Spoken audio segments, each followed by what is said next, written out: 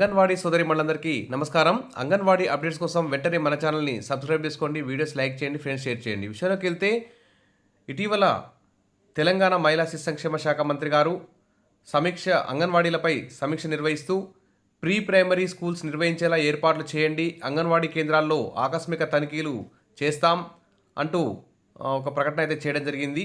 అసలు government schools ఉన్నాయి, high స్కూళ్ళు ఉన్నాయి, కాలేజీలు ఉన్నాయి, యూనివర్సిటీలు ఉన్నాయి, ఈ విధంగా ఎన్నో రకాల విద్యా సంస్థలు ఉన్నాయి. అందులో పనిచేసే టీచర్లకు కానీ, లెక్చరర్లకు కానీ, ప్రొఫెసర్లకు కానీ లక్షలలో జీతాలు ఇస్తున్నారు. వారికి ఉన్నత విద్యకి మరియు పాఠశాల విద్యకి బడ్జెట్ కూడా భారీగానే కేటాయిస్తున్నారు. వారికి శాలరీస్ ఎక్కువ ఇస్తున్నారు, వివిధ అన్ని సౌకర్యాలు కల్పిస్తున్నారు. కానీ మరి అంగన్వాడీ కేంద్రాలకు మాత్రం అసలు పట్టించుకోవడం లేదు, గాలికి వదిలేస్తున్నారు. బడ్జెట్లో అతి తక్కువ నిధులు కేటాయిస్తున్నారు. అంగన్వాడీ టీచర్లు ఆయాల యొక్క జీతాలు చూస్తే రోజువారీ కూలీ కన్నా తక్కువగా ఉన్నాయి. కానీ మరి ఇక్కడ చూస్తే పిచ్చుక మీద బ్రహ్మాస్త్రం అన్నట్లు అంగన్వాడీ కేంద్రాల్లో ఏమని తనిఖీ చేస్తారు? ఖాళీగా ఉన్న అంగన్వాడీ టీచర్ పోస్టులు భర్తీ చేస్తున్నారా టైంకి? అంగన్వాడీ ఆయాలకి పోస్టులు భర్తీ చేస్తున్నారా? ఆయాలకి టీచర్లుగా ప్రమోషన్ ఇస్తున్నారా? అంగన్వాడీ టీచర్లకి గ్రేడ్ 2 సూపర్వైజర్గా ప్రమోషన్ ఇస్తున్నారా? మరి ఏమైనా కనీస వేతనం అందిస్తున్నారా? సుప్రీంకోర్టు తీర్పు ప్రకారం పెన్షన్, గ్రాట్యుటీ సౌకర్యాలు కల్పిస్తున్నారా? మరి దాదాపు 30-40 ఏళ్ళు అంగన్వాడీ వ్యవస్థలో పనిచేస్తే రిటైర్ అయిన టీచర్లకి రిటైర్మెంట్ బెనిఫిట్ కేవలం ₹1,00,000 మాత్రమే ఇస్తున్నారు. అంగన్వాడీ ఆయకైతే 50,000 మాత్రమే ఇస్తున్నారు. కానీ ఇది వారి యొక్క భవిష్యత్తు జీవితం గడపడానికి రిటైర్మెంట్ తర్వాత ఇచ్చే డబ్బులు అయితే ఏమాత్రం సరిపోవు.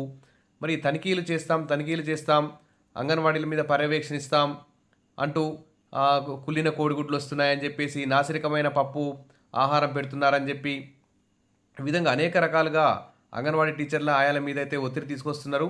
కానీ కాంట్రాక్టర్లు చేసే తప్పులకి అంగన్వాడీ టీచర్లే బలవుతున్నారు, ఆయాలే బలవుతున్నారు. ప్రభుత్వం నిధులు కేటాయించకపోవడం వల్ల లబ్ధిదారులతో కూడా అనేక తిట్లు పడాల్సి వస్తుంది. ఈ విధంగా ఎన్నో సమస్యలు ఎదుర్కొంటూ క్షేత్రస్థాయిలో అంగన్వాడీ టీచర్లు, ఆయాలు తమ యొక్క ఉద్యోగం అయితే చేస్తున్నారు.